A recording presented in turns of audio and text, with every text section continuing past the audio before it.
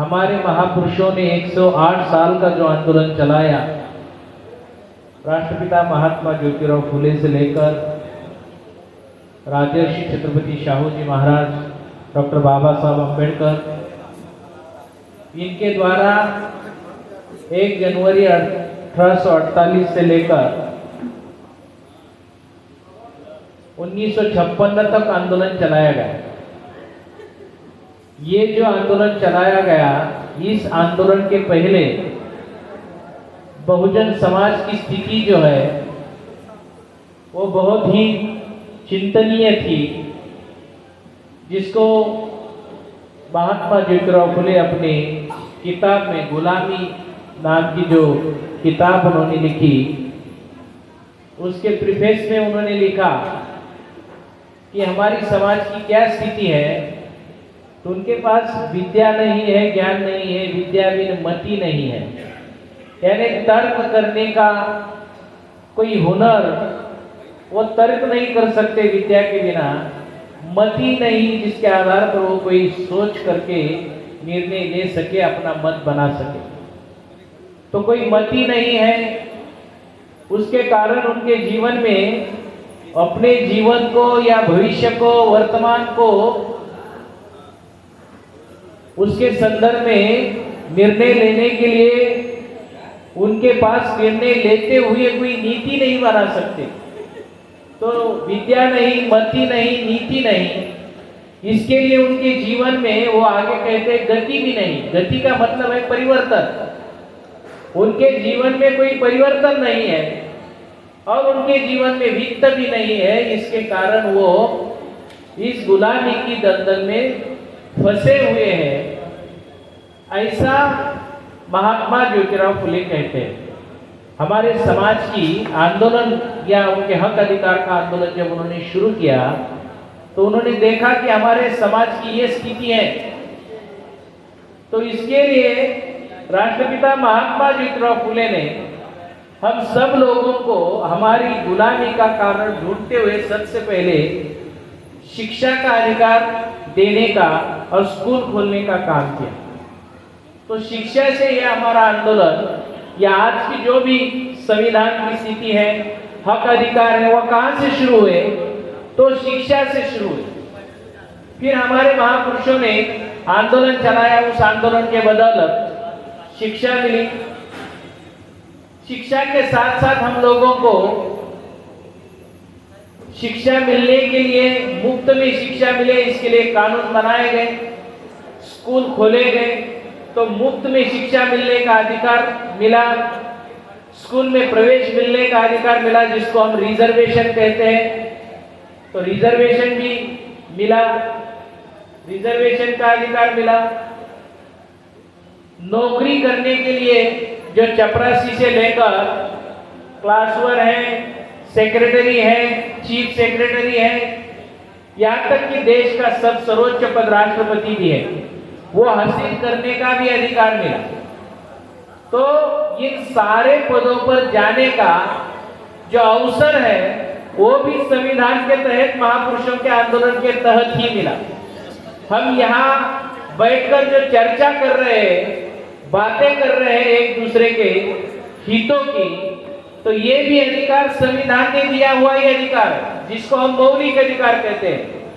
सभा में बैठने का, अपने हितों की रक्षा करने का, संगठन चलाने का, संगठन बनाने का, आंदोलन करने का, ये सारा अधिकार जो है, वोट का भी अधिकार, जो भी अधिकार हम लोग आज की तारीख में हैं, ये सारे के सारे अधिकार संविधान बनने के पहले बहुजन समाज के लोगों को नहीं थे।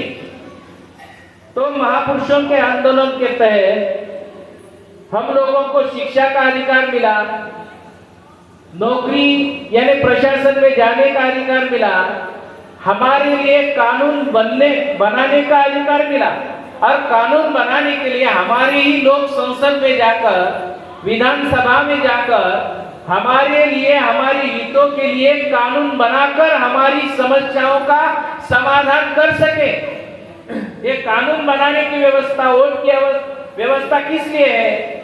तो वोट देने की व्यवस्था जो है वो हमारी समस्या का समाधान करने के लिए कानून बनाने का।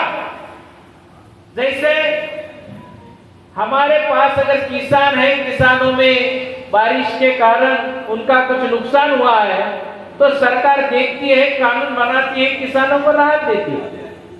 सुरक्षा के लिए भी कानून बनाया जाता है, अलग अलग तरीके के, जो कि हम सभी लोगों को, जैसे बंदे जी ने कहा, मान सम्मान और स्वाभिमान का जीवन हम सभी लोग जी सके, इसके लिए जो भी हमारे जीवन में जो भी आवश्यकताएं हैं, उन सभी आवश्यकताओं को पूरा किया जा सकता है।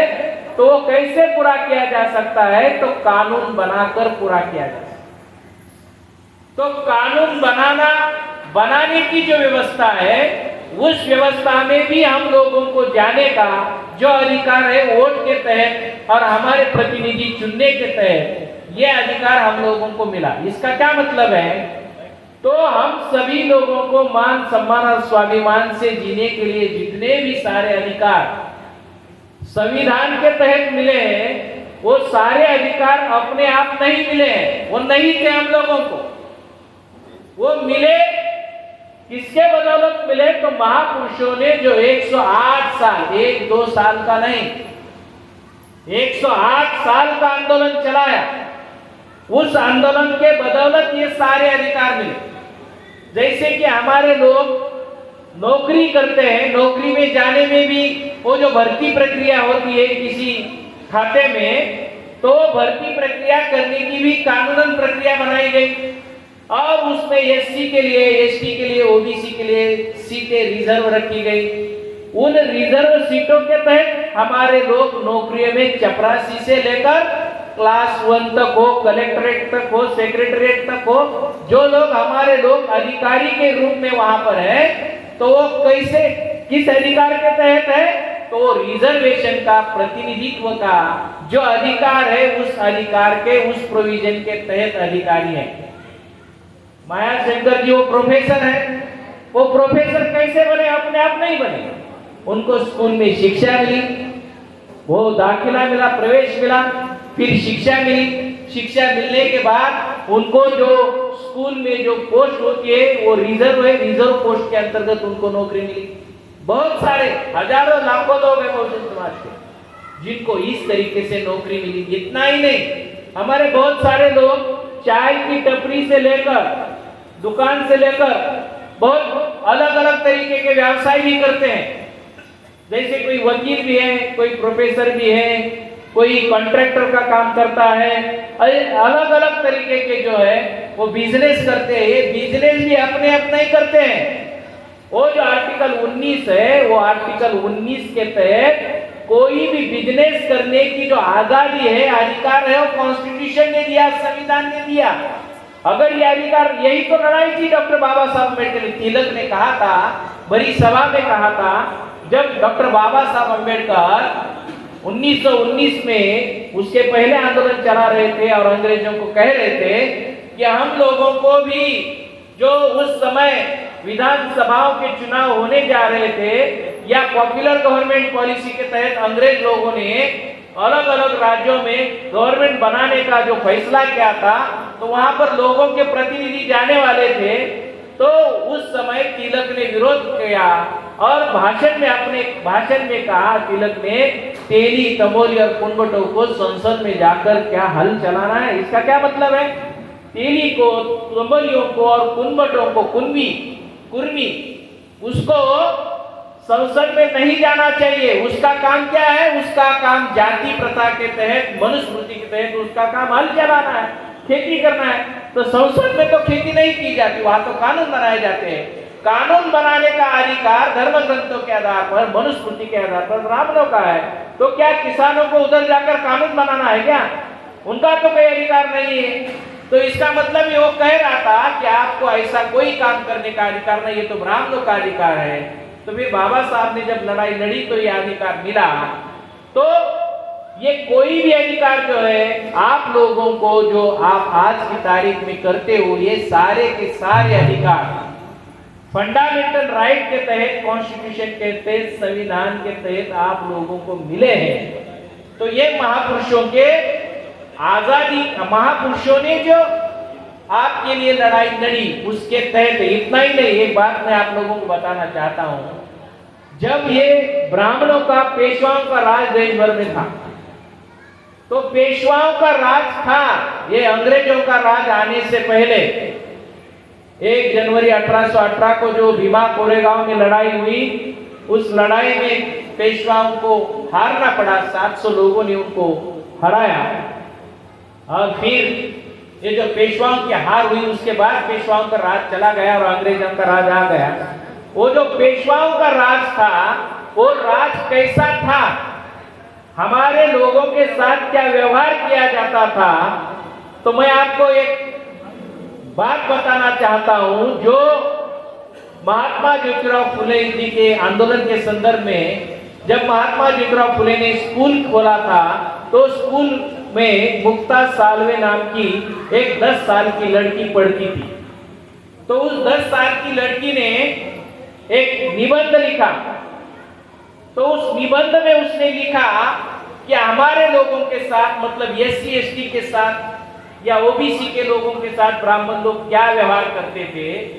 अगर कोई अनटचेबल या अस्पृश्य या कोई शेड्यूल कास्ट का आदमी, जहां पर पेशवाओं का राजवाड़ा था, शनिवारवाड़ा जिसे कहा जाता है, वहां से अगर कोई गुजरता और किसी ब्राह्मण की नजर उस पे जाती, तो उस व्यक्ति को पकड़ा जाता था और पकड़कर उसको वहां पर एक बंजर जगह है, वहां पर लेकर जाया करते थे और उस पर उसका क्या करते थे, शिरच्छेद करते थे। उसका मतलब उसकी जो शिर है वो काट देते थे। केवल वो शनिवारवाड़े से जाता था इसके लिए, तो सिर काट देते थे उसका।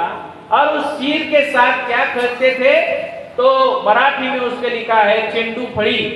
तो चेंडू फड़ी को हम क्या कहते हैं, क्रिकेट। तो उसके साथ वो लोग क्या करते थे, वो सिर के साथ क्रिकेट का खेल खेला करते थे।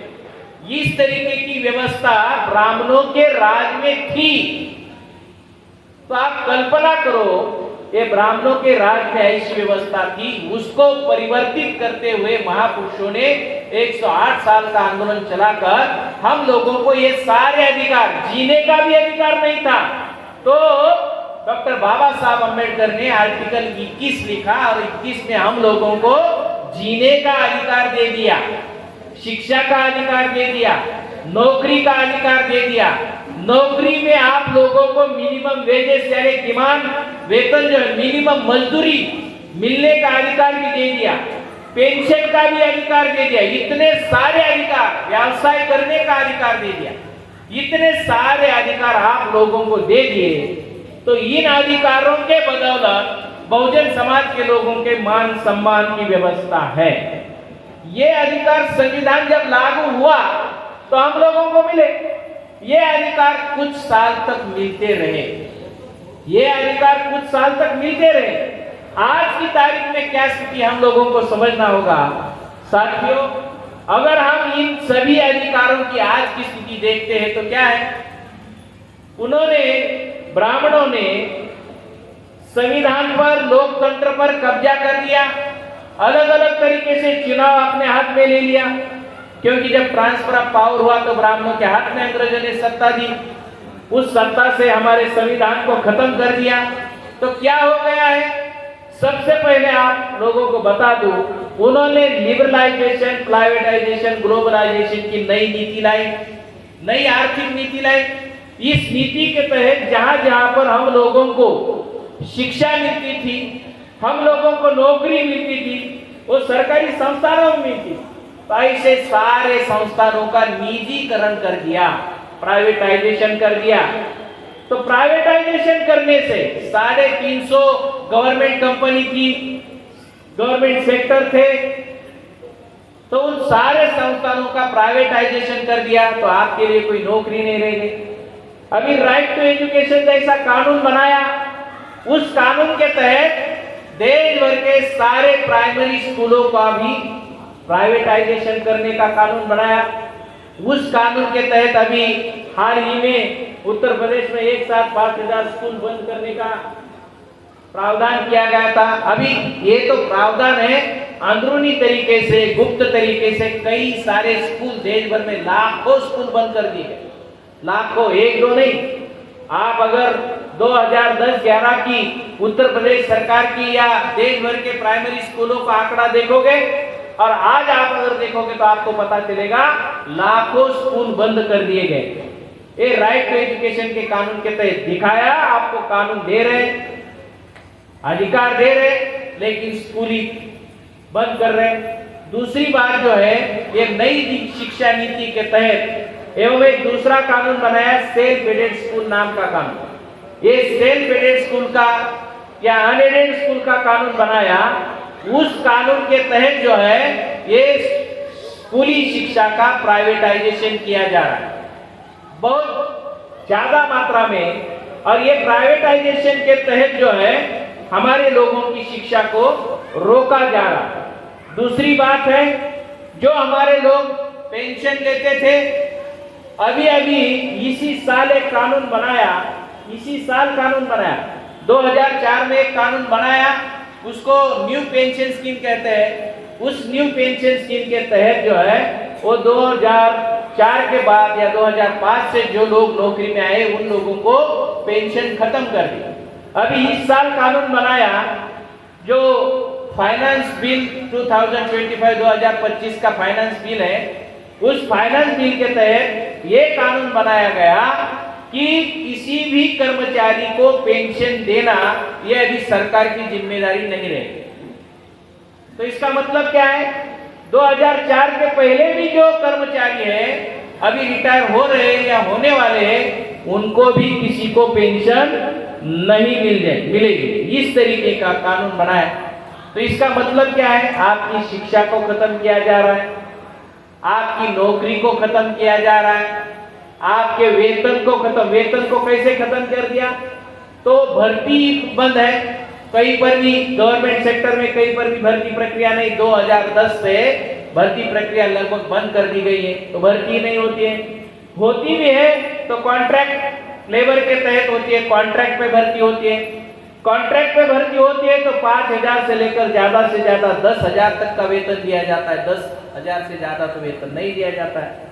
टेम्पररी भर्ती की जाती है, तो फिर आपका जो मिनिमम वेजेस है वो भी आपको नहीं दिया जाता। तो नौकरी नहीं, शिक्षा भी नहीं, दूसरी बात पेंशन भी नहीं, वेतन मिलता था वो भी 5 या 10,000 तक लाकर रख दिया।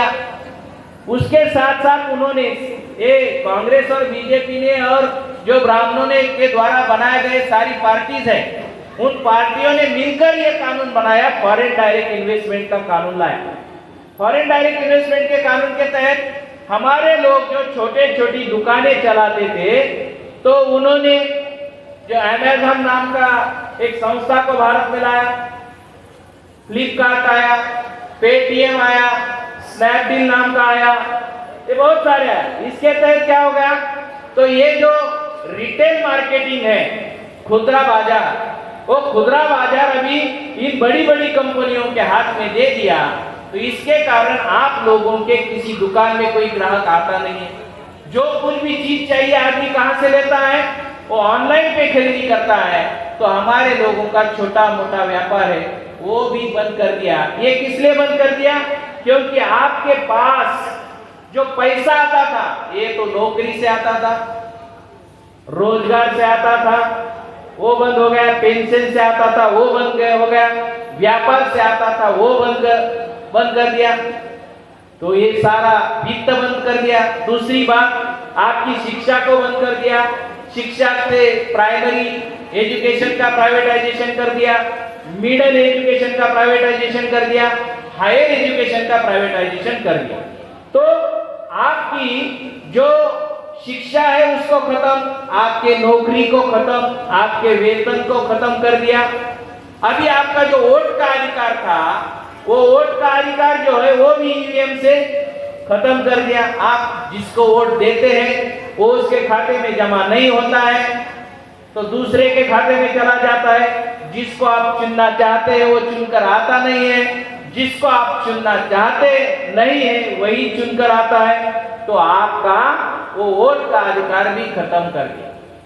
तो जो अधिकार, मेरे कहने का मतलब समझो, जो अधिकार महापुरुषों ने 108 साल का आंदोलन चलाकर सभी समस्त मूल निवासी बहुजन समाज के लोगों को संविधान को निर्माण करते हुए जो भी मौलिक अधिकार दिए थे, संवैधानिक अधिकार दिए थे, ये सारे के सारे अधिकार आज के तारीख में दिखाई देते हैं कि लगभग समाप्त कर दिए। जो महात्मा ज्योतिराव फुले ने गुलामी का कारण बताया था, आपको शिक्षा नहीं है, शिक्षा के कारण आप लोगों के पास कोई मति नहीं, आपके पास कोई नीति नहीं, आपके जीवन में कोई परिवर्तन नहीं, आपके पास पैसा नहीं, इसके कारण आप लोग हजारों सालों से गुलाम हो।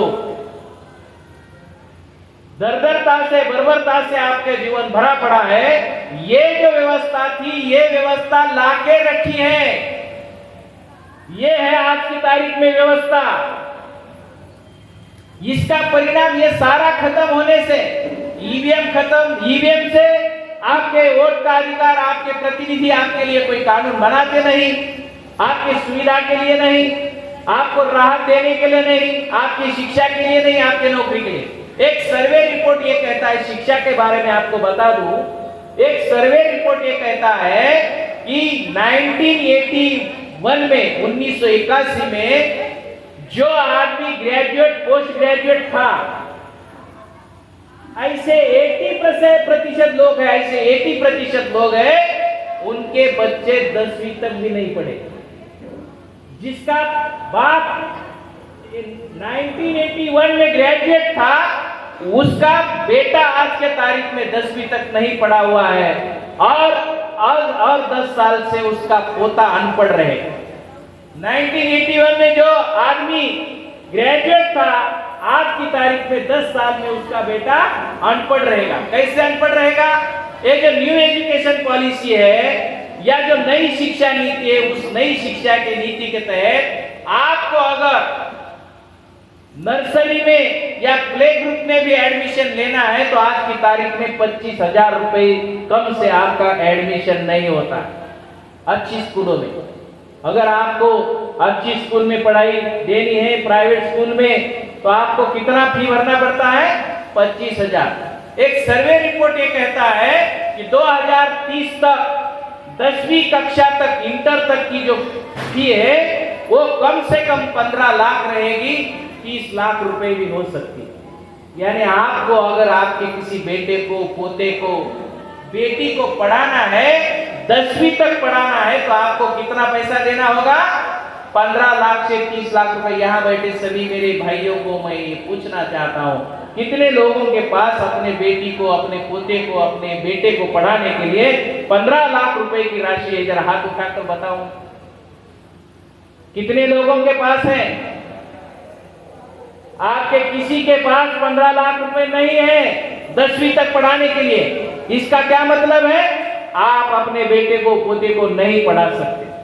अगर पढ़ाया भी 10वीं तक, 30 लाख 20 लाख भर के आप लोगों ने पढ़ाया भी, तो आपके लिए नौकरी नहीं है। मैं एक जगह पर भाषण दिया, भाषण देने के बाद एक प्रोफेसर मेरे पास आया, कहा कि आप बहुत अच्छा बात करते हैं, मेरी एक समस्या है, क्या आप सुलझा सकते हैं?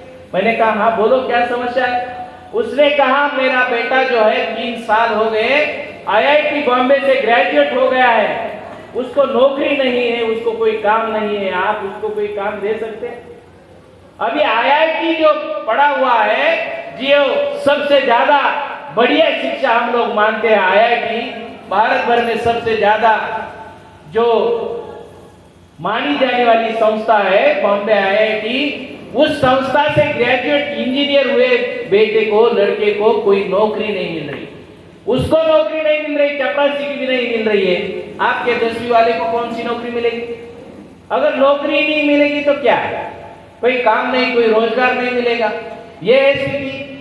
तो नौकरी नहीं है, वेतन नहीं है। दूसरी बात आप लोगों को मैं बताना चाहता हूं कि आज एक तरफ तो ये है, दूसरी तरफ क्या है? दूसरी तरफ हमारे लोगों को नौकरी नहीं है, शिक्षा नहीं है, शिक्षा के लिए उनके पास पैसा नहीं है। दूसरी तरफ आपको लोगों को, किसानों को भी अपना जीवन चलाने के लिए भी खेती बेचनी पड़ती है। तो खेती भी नहीं है और अदानी के पास 1.5 लाख एकड़ जमीन है। एक आदमी के पास 1.5 लाख एकड़ जमीन है। एक आदमी के पास 1.5 लाख एकड़ जमीन है। और अभी अभी माननीय डॉक्टर मायाशंकर जी कह रहे थे कि संपत्ति का राष्ट्रीयकरण, हमारे पास 70 साल में एकड़ भी जमीन नहीं आ गई। उसके पास तो 1.5 लाख एकड़, हमारे पास एकड़ भी नहीं। भारत के 5% लोग ऐसे हैं उद्योगपति, उनके पास 95% संपत्ति है, देश की संपत्ति। देश की 95% संपत्ति 5% लोगों के पास है। और जो बाकी 5% संपत्ति है वो बहुजन समाज के 95% लोगों के पास। तो हमारे लोगों के पास संपत्ति भी नहीं है। तो आपको आपकी संपत्ति जो है वो निकाल कर, वो संपत्ति जो है आपसे छीन कर ले जा रहे हैं। दूसरी बात यह है कि जो कानूनी व्यवस्था है, जो बजट है, जीएसटी है, सारा दुनिया भर का टैक्स लगाया गया है और वो टैक्स इकट्ठा भी होता है। उस टैक्स से हमारे लोगों को कुछ मिलता नहीं है, ना हमारे लिए कानून बनाए जाते हैं। वो टैक्स में से पिछले केवल 10 साल में से, पिछले 10 साल से 10 लाख करोड़ का कर्जा माफ कर दिया। तो आपकी जो संपत्ति टैक्स के रूप में जमा हो रही है, वो भी संपत्ति उद्योगपतियों को बांटी जा रही है। ये सारी समस्याएं हमारे समाज की जो संवैधानिक हक अधिकार हम लोगों को मिले थे, वो सारे के सारे हक अधिकार हमारे चले गए। और हमारे समाज की स्थिति क्या हो गई है? केवल इतना ही नहीं, मैं अगर आपको बता दूं हमारे समाज की क्या स्थिति है, थोड़ी सी जानकारी देना चाहता हूं कि हमारे समाज की शिक्षा के अभाव में, पैसे के अभाव में, हमारे कॉन्स्टिट्यूशनल सुरक्षा के अभाव में हमारे समाज की क्या स्थिति है। जो आप लोगों ने देखा मणिपुर में, हमारे महिलाओं को नंगा घुमाया जा रहा है। एनसीआरबी का रिपोर्ट कहता है, नेशनल क्राइम ब्यूरो का रिपोर्ट कहता है, हर 15 मिनट में एक अनुसूचित जाति जमाती की महिला पर अत्याचार होता है, रेप होता है। हर 15 मिनट में रेप होता है। हर 3 मिनट में एक एट्रोसिटी दाखिल होती है। हर 3 मिनट में, 1 घंटे में 1520 एट्रोसिटी के केसेस होते हैं। ये आपके साथ न्याय है, आपके समाज के साथ ये न्याय है। हमारा जो पैम्फलेट था अभी, उस पैम्फलेट में एक मुद्दा था कि पिछले 3 सालों में 15 लाख नाबालिग युवतियां गायब है। नाबालिग युवतियां मतलब जिनकी उम्र 16 साल से कम है, ऐसी 15 लाख, 1-2 नहीं, भारत में 15 लाख युवतियां गायब है, नाबालिग महिलाएं गायब है। ये हमारे समाज की स्थिति। और एक बात मैं आप लोगों को बताना चाहता हूं जो बहुत महत्वपूर्ण है। मैंने एक खबर पढ़ी, मेरे पास है, आपको देता हूं। क्या खबर है? मध्य प्रदेश में, राजस्थान में ऐसे 20 जिले हैं। 20 कितने जिले हैं? 20 जिले हैं। जिन 20 जिलों में अपना परिवार चलाने के लिए, अपने माँ बाप को अपना परिवार चलाने के लिए, अपना कर्ज चुकाने के लिए 2 लाख लड़कियां बेची गई है। 20 जिलों में ये कारोबार चलता है। 2 लाख लड़कियों को बेचा गया है। किसके लिए? किसके लिए बेचा गया? अपने परिवार को चलाने के लिए, अपना कर्ज उतारने के लिए बेचा गया है। अभी ये क्या कर रहे हैं उनके साथ, ये मैं बता नहीं सकता, उनके साथ क्या व्यवहार हो रहा हो। ये है हमारे समाज की आज की स्थिति। मैं यहाँ पर बैठे सारे साथियों को, भाइयों को पूछना चाहता हूँ अभी ये 20 जिलों में ये हो रहा है, 2 लाख का मणिपुर में हो रहा है, महिलाओं को नंगा घुमाया जा रहा है। देश भर में हर 3 मिनट में एक एट्रोसिटी होती है, हर 15 मिनट में एक बलात्कार की केस होती है। तो ये मानो हमारे मीडिया के द्वारा हम लोगों को पता चलता है, सुनाई देता है, ये उधर हो रहा है, ऐसा चल रहा है। आप कब तक राह देखना चाहते हैं? जब तक आपके साथ, आपके बेटी के साथ, आपके बहन के साथ, आपके माँ के साथ ऐसा हो जाए, तब तक देखना चाहते हैं? ये सारी बात जो मैंने आप लोगों को अभी बताया, कब तक देखना चाहते हैं? यहाँ पर बैठे लोग, बंदे जी ने कहा, मान सम्मान और स्वाभिमान के जीवन हमारे महापुरुषों ने हमारे लिए अधिकार दे दिए। मान सम्मान का क्या मतलब है? हमारे बेटी के साथ, हमारे बहू के साथ, हमारे माँ के साथ, हमारे बहन के साथ ऐसा कोई व्यवहार हो जाए तो हमारी कोई इज्जत है क्या अपनी कोई इज्जत? अभी हमारे समाज के साथ हो रहा है ये सारे आंकड़े मेरे पास है, आपको देता हूं, प्रिंटेड कॉपी में है, रिपोर्ट के साथ है। तो आप सभी लोगों को मैं ये पूछना चाहता हूं, क्या ये आपके घर में हो, परिवार में हो, खुद के, वहां तक राह देखना चाहते हैं क्या? किसका विरोध करना चाहिए? इसका विरोध करना चाहिए कि नहीं करना चाहिए? इस व्यवस्था को बदलना चाहिए कि नहीं बदलना चाहिए? बदलना चाहिए कि अपने घर परिवार तक आने तक हम लोग इसकी राह देखना चाहते हैं। अगर हमारे समाज की ये सारी व्यवस्था उन्होंने कर दी है, कितने लोग चाहते हैं कि इस व्यवस्था को बदला जाए? हाथ जरा हाथ उठा। आप सभी लोग चाहते हैं, अच्छी बात है, हम लोग चाहते हैं। कुछ लोगों ने 2 हाथ उठाए, उनका तो ज्यादा अभिनंदन करना चाहूंगा कि हमें ज्यादा ईमानदारी है। ये बदलना चाहते हो, यही व्यवस्था है आज की, और इस व्यवस्था को अगर बदलना है तो दुनिया में कोई भी काम शक्ति के बगैर नहीं होता। दुनिया में कोई भी, ये तो साइंटिफिक सिद्धांत है कि दुनिया में कोई भी काम बगैर शक्ति के नहीं होता है। शक्ति लगाने से, ये मोबाइल है, ये यहां से यहां उठाना है, हिलाना है, तो भी शक्ति की जरूरत है। बगैर शक्ति के, बगैर एक्शन के होता नहीं। और सामाजिक जीवन में अगर हम ये बदलाव लाना चाहते हैं तो बगैर शक्ति के नहीं होगा। सामाजिक जीवन में वो शक्ति कौन सी है, कौन सी शक्ति है, ये सारा परिवर्तन ला सकती है। हमें जो राष्ट्रपिता महात्मा ज्योतिराव फुले जी ने 1 जनवरी 1848 को जो कार्य शुरू किया, वहां से लेकर 1956 तक हम लोगों को अधिकार दिला दिए। वो शिक्षा का अधिकार दिया, संपत्ति का अधिकार दिया, ज्ञान का अधिकार दिया, रिजर्वेशन दिया, नौकरी का अधिकार दिया, अधिकारी बनने का अधिकार दिया, राजा बनने का अधिकार दिया, मान सम्मान स्वाभिमान से जीने का अधिकार दिया।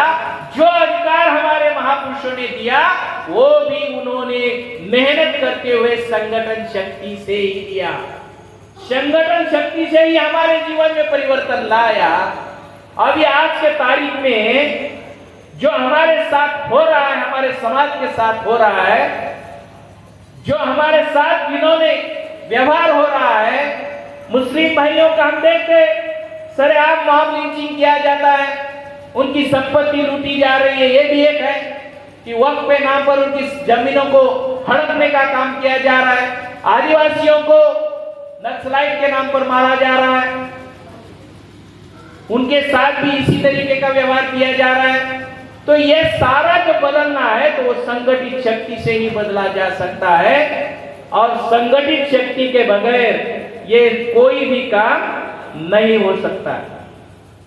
तो हम लोगों को ये कार्य अगर करना है, अगर आप चाहते हो हमारी बेटी सुरक्षित रहे, हमारी बहू सुरक्षित रहे, हमारी माँ सुरक्षित रहे, हमारा समाज सुरक्षित रहे, उनके साथ समता का, न्याय का, बंधुता का व्यवहार हो, अगर हम लोग ऐसा चाहते हैं तो इस व्यवस्था में बदलाव लाना होगा। हमारे बदलाव लाने के लिए जो हमारे महापुरुषों ने हम लोगों को वोट का अधिकार दिया, अपने लोगों को चुनकर भेजने का अधिकार दिया, जो ईवीएम ने खत्म कर दिया, वो अधिकार को बचाना होगा तो ईवीएम को हटाना होगा।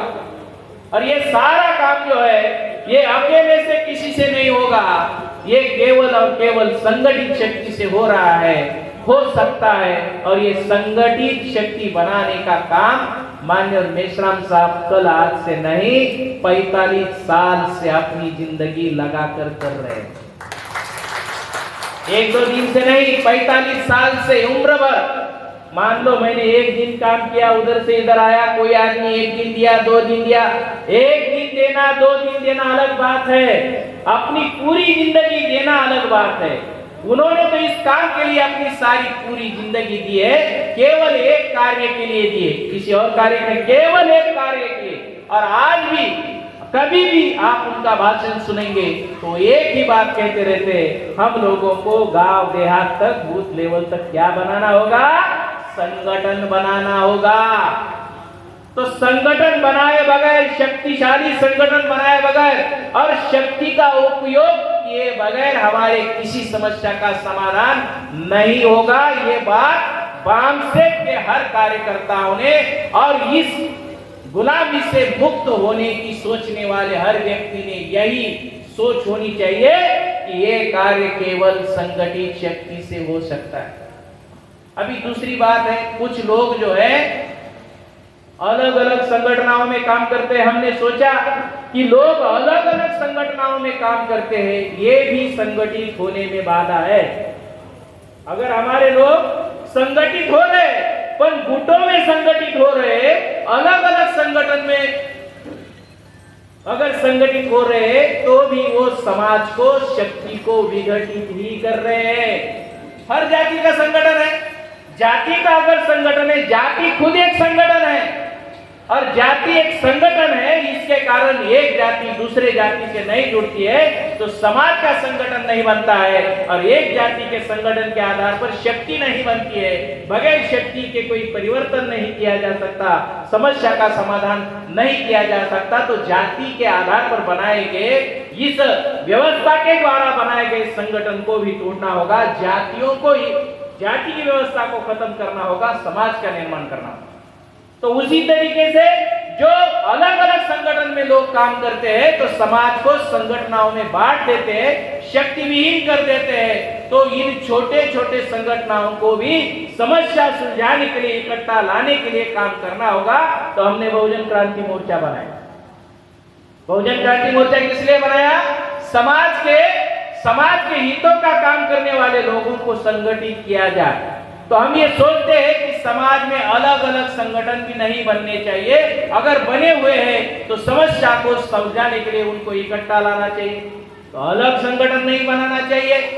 तो हमारे जो दुश्मन लोग हैं, जो संगठन के साथ गद्दारी किए हुए हैं, वो क्या सोचते हैं? हम अलग संगठन बनाएंगे, अलग संगठन बनाकर शक्ति बनाएंगे और शक्ति के साथ लड़ेंगे, ऐसा वो सोचते हैं। लेकिन उनकी वो सोच बने बनाए संगठन को खत्म करके समाज में विघटित करने का काम करके, इस बात को हमको सोचना।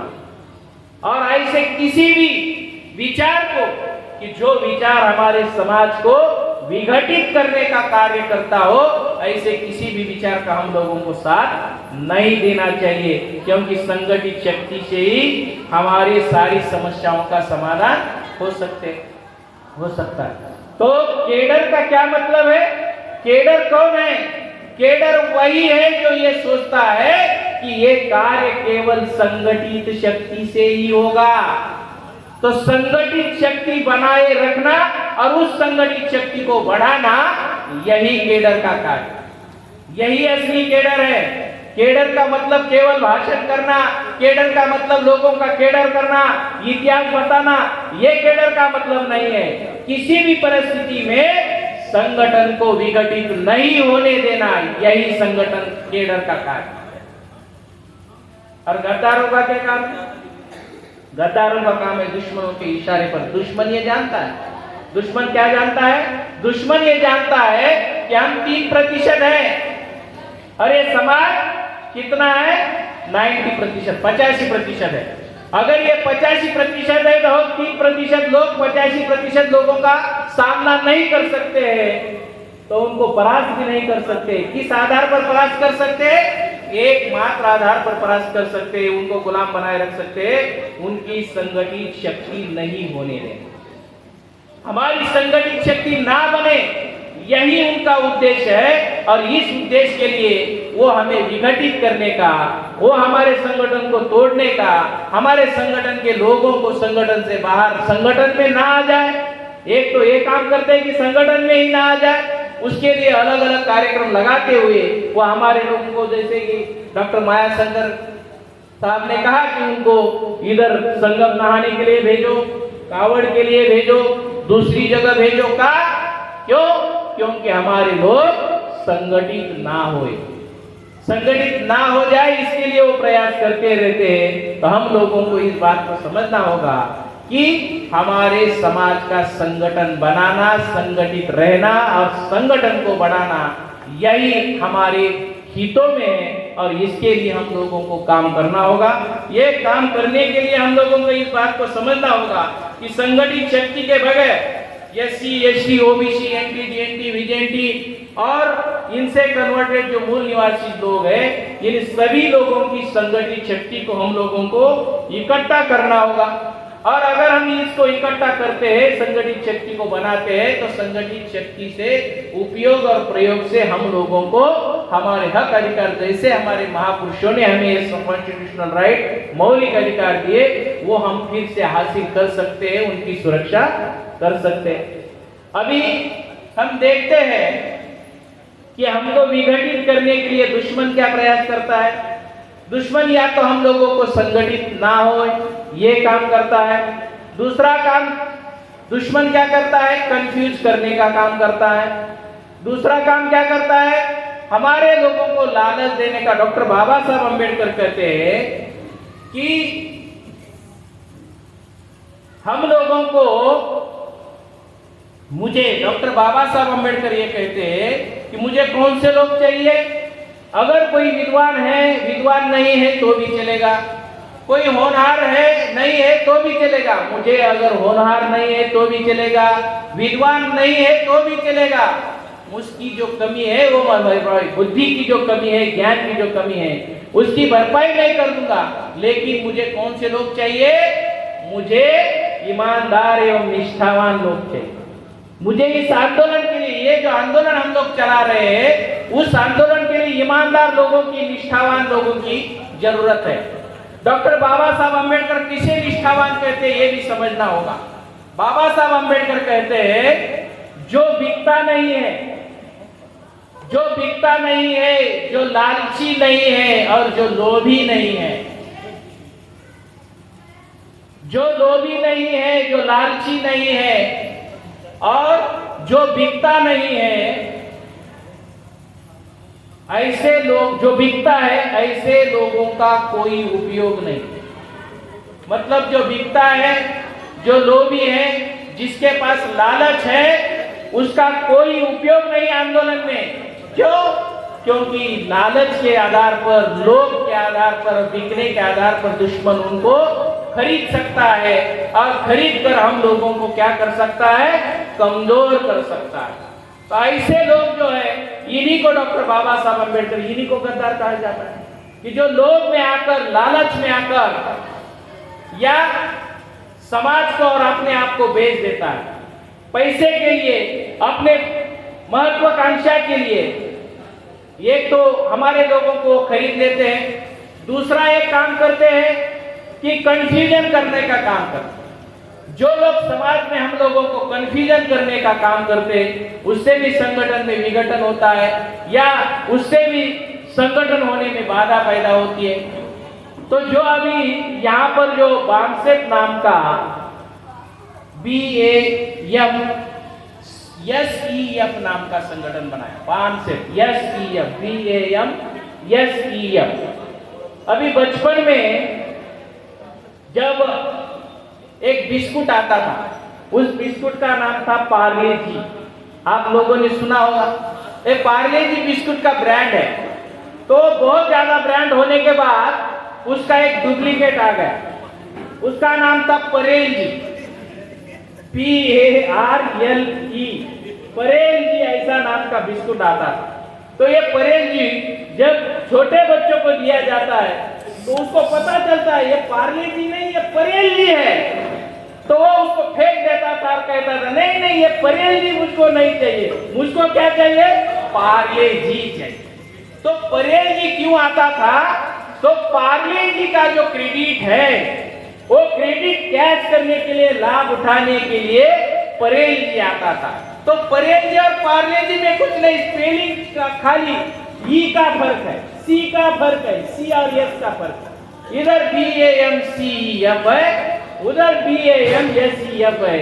तो ये SEF क्यों है, ये BAMCEF का फायदा उठाने के लिए BAMSEF किया गया। तो ये फायदा उठाने, ये डुप्लीकेट है और डुप्लीकेट का अपना कोई वजूद नहीं होता है, ये खुद डुप्लीकेट है। और डुप्लीकेट, अब डुप्लीकेट क्यों है ये समझो, ये डुप्लीकेट क्यों है, क्योंकि उन्होंने शुरू में बामसेब को फोड़ने का काम किया, दूसरा बामसेब बनाया दुश्मनों के इशारे पर, उसके कुछ हुआ नहीं तो स्टॉप हो गए। फिर दूसरा पार्टी को फोड़ने का काम किया, उसमें कुछ हुआ नहीं, फिर घर में बैठे।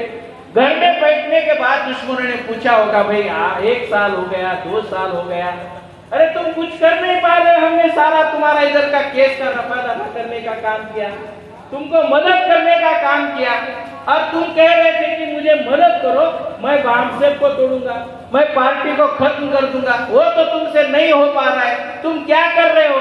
तो उसने कहा चलो वो सारा काम नहीं कर पा रहा हूँ, कंफ्यूजन करने का तो थोड़ा बहुत काम करो, ज्यादा कुछ नहीं कर रहे हो तो कंफ्यूजन करने का काम करो। तो ये काम किसका है, दुश्मन का काम है, कंफ्यूजन करने का काम। तो कंफ्यूजन करने का लिए वो BAMCEF के बजाय BAMSEF किया। कंफ्यूजन, कंफ्यूजन का मतलब है धोखा देना, वो हमारे समाज को धोखा देना चाहता है, और ऐसे समाज को धोखा देने वाले लोगों से भी हमारे समाज को क्या करना होगा, सावधान करना होगा। धोखाधड़ी इसमें, बदमाशी इसमें, ये बदमाशी है। जिसको सच्चाई में काम करना है वो सी का यस काय को करेगा, जिसको सच्चाई में समाज का काम करना है वो अपने विचारों को लेकर जाएगा, बी के बजाय यस को लेकर नहीं जाएगा। तो ये धोखाधड़ी का काम है। डॉक्टर बाबा साहब अम्बेडकर कहते हैं, और मेश्राम साहब खास तौर पर एक बात कहते हैं कि हमारे बहुजन समाज के लोगों को ब्राह्मणों ने एक बुरी आदत लगाई है, गद्दारी करने की आदत लगाई, बेईमानी करने की आदत लगाई है। तो ये गद्दारी का कलंक जो है ये बहुजन समाज के लोगों के माथे पर आया हुआ है। तो हम लोगों को ये गद्दारी के कलंक को क्या करना होगा, धोना होगा, कि हमारे समाज में फिर से कोई गद्दार पैदा नहीं होगा। ये गद्दारी का कलंक हम लोगों को धोना होगा। तो धोएंगे कैसे, तो धोने के लिए गद्दार का मराठी में एक है मन है, उसको कहावत है, बुढ़ा सकट जाने, मुड़ा सकट जालून टाकने। तो इसको जो है मूल से उखाड़ कर फेंकना होगा। मतलब एक भी आदमी गद्दार के साथ अगर नहीं होगा तो फिर गद्दारों का क्या होगा, बंदोबस्त होगा। तो गद्दारों का भी बंदोबस्त इस तरीके से किया जा सकता है, और ये गद्दारों का बंदोबस्त हम लोगों को करना होगा, दूसरा कोई आकर करने वाला नहीं है। ये हम ही निष्ठावान लोगों को ये कार्य करना होगा। अगर हम ऐसा करते हैं, अभी ईमानदारों को भी, गद्दारों को जैसे पहचाना जा सकता है वैसे ईमानदार लोगों को भी पहचाना जा सकता है। डॉक्टर बाबा साहब अम्बेडकर कहते हैं, तुम्हारे नेता कौन है, तुम्हारी मुक्तिदाता कौन है, ये अगर तुम लोगों को ढूंढना होगा तो कहाँ ढूंढना होगा, अखबारों में मत ढूंढो। वो अखबारों में नहीं मिलेंगे आप लोगों को, वो 2 जगह पर मिलेंगे। वो कहाँ मिलेंगे, आपके ईमानदार लोगों की सूची आपको पुलिस स्टेशन में मिलेगी।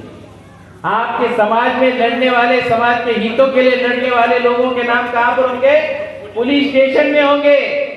कहाँ होते, जेल भरों में जब हम लोग जाते हैं तो पुलिस स्टेशन के लोग हमारी क्या बनाते हैं, सूची बनाते हैं। ये है लोग समाज के लिए जेल भरो करने वाले लोगों, तो वहां पर आपको सूची बनेगी। ईमानदार लोगों की पहचान है जेल में जाने के लिए। साहब ने कहा और बंदे जी ने कहा कि वो केवल जेल में जाने के लिए नहीं, समाज के लिए अपना जीवन समर्पित करने के लिए भी तैयार होते हैं। तो ये वो ईमानदार लोग हैं जो अपने समाज के लिए जीवन भी समर्पित करने के लिए तैयार है। ऐसे लोगों को डॉक्टर बाबा साहब अम्बेडकर, धन्य है वो लोग जो अपने समाज के लिए, जिस समाज में अपना जन्म हुआ उसका उद्धार करने के लिए अपना तन मन धन और अपनी जवानी भी कुर्बान कर देते हैं। ऐसे लोग धन्य हैं, ऐसा डॉक्टर बाबा साहब अम्बेडकर कहते हैं। तो ऐसे धन्य लोगों की जो सूची है वो आपको पुलिस स्टेशन में, जेल भरों में मिलेगी।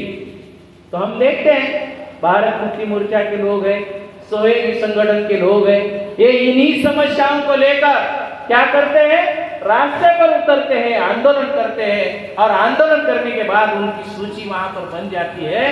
तो ये वो लोग हैं, ईमानदार लोग, जो हमारी समस्याओं को लड़ने के लिए रास्ते पर उतर रहे हैं, समाज के लिए अपना जीवन समर्पित कर रहे हैं, अपने जीव की, अपनी नौकरी की या अपने किसी भी सुख की परवाह वो नहीं कर रहे। ऐसे ईमानदार लोगों का संगठन जो डॉक्टर मान्यवर मेश्राम साहब ने पिछले 45 साल से काम करते हुए हमारे समाज को दिया, उस संगठन को हम लोगों को आगे बढ़ाना होगा। लेकिन याद रखना होगा कि शक्ति बनाए बगैर, शक्ति का निर्माण किए बगैर हमारी समस्याओं का समाधान होने वाला नहीं है। तो शक्ति बनानी होगी। शक्ति बनाने के लिए अभी एक आदमी को जाकर समझाने का समय नहीं है, समय हमारे पास कम है। तो अभी रास्ता बनाया आंदोलन करने का, तो पर्चा बनाया जाता है हर 6 महीने में, हर 6 महीने के लिए पर्चा बनाया जाता है। उस पर्चे में समाज के सारे समस्याएं हैं, उन समस्याओं के लिए हम पहल कर रहे हैं, लड़ रहे, समस्या को, समाज को इकट्ठा करने का काम करना है। तो उसके लिए उस पर्चे को छाप कर हमको समाज में जाना होगा, पर्चे को लेकर समाज में जाना होगा, उनके मुद्दों को उठाना होगा और उन मुद्दों पर आंदोलन करना होगा। तो उन आंदोलन करने से जिन जिन लोगों की समस्या है वो आकर्षित होंगे, समझेंगे, अपने लिए लड़ने वाले लोगों को समझेंगे, संगठन को समझेंगे, उनके साथ जुड़ेंगे। और ऐसे लोग जब हमारे प्रभाव में आएंगे, जुड़ेंगे, तो फिर गांव देहात में जाकर उनकी मीटिंगों करते हुए हम लोगों को वहां पर गांव में, देहात में, मोहल्लों में, बूथ में जाकर उनका संगठन बनाना होगा। कम से कम 3 लोगों का यूनिट बनाया जा सकता है, कम से कम 3 लोगों का यूनिट बनाया जा सकता है। अगर हम ऐसा यूनिट हर बूथ पर, हर गांव में, हर मोहल्ले में बनाएंगे, तो जो आपको माया शंकर जी ने कहा कि हम 15 करोड़ से लेकर 60 करोड़ लोगों तक प्रभावित कर सकते हैं और संगठन बना सकते हैं। ये काम हम लोगों को केवल 5 साल में करना है। मेश्राम साहब एक और बात हम लोगों को कहते हैं, अपने जीवन के अनुभव के साथ कहते हैं कि मैंने अकेले ने और मेरे साथियों ने मिलकर भी 625 जिलों में घूमकर 625 जिलों का संगठन बनाया।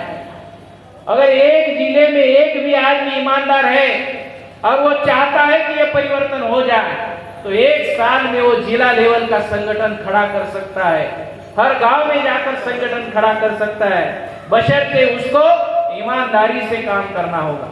अगर हम लोग ईमानदारी से काम कर सकते हैं, इतने सारे लोग हैं यहाँ पर, 200-300 लोग हैं, ये 300 लोग भी अगर ठान ले तो इस प्रतापगढ़ जिले में जितने भी गांव है 1 साल में तैयार कर सकते हैं। हर गांव में जाकर हम तैयार कर सकते हैं, हर गांव में जाकर बूथ लेवल का, गांव लेवल का संगठन हम लोग बना सकते हैं। केवल ईमानदारी के साथ हम लोगों को काम करना होगा, समाज में जाना होगा। हमारा समाज हमारे लोगों की राह देख रहा है कि उनकी समस्या पर कोई तो इलाज लेकर आएगा, उपाय लेकर आएगा। हम ही वो लोग हैं जिनके पास संगठित शक्ति के साथ इन सारी समस्याओं का समाधान करने का रास्ता हमारे पास है। उस रास्ते को हम लोगों को अपनाना होगा और उसको अपनाने के लिए हम लोगों को गांव देहात में जाकर ईमानदारी के साथ इन्हीं समस्याओं को लेकर समाज के पास जाना होगा, उनको प्रबोधित करना होगा, जागृत करना होगा और जोड़ना होगा। अगर हम ऐसा करते हैं तो 5 साल में राष्ट्रव्यापी गांव देहात तक का संगठन हम लोग खड़ा कर सकते हैं और उस संगठित शक्ति के साथ हमारी समस्याओं का समाधान कर सकते हैं। ऐसा करने के लिए आप सभी लोग साथ सहयोग करोगे, इसी आशा विश्वास के साथ आप लोगों ने मुझे सुना, इसके लिए धन्यवाद। जय मूल निवासी, जय भारत। बहुत बहुत धन्यवाद।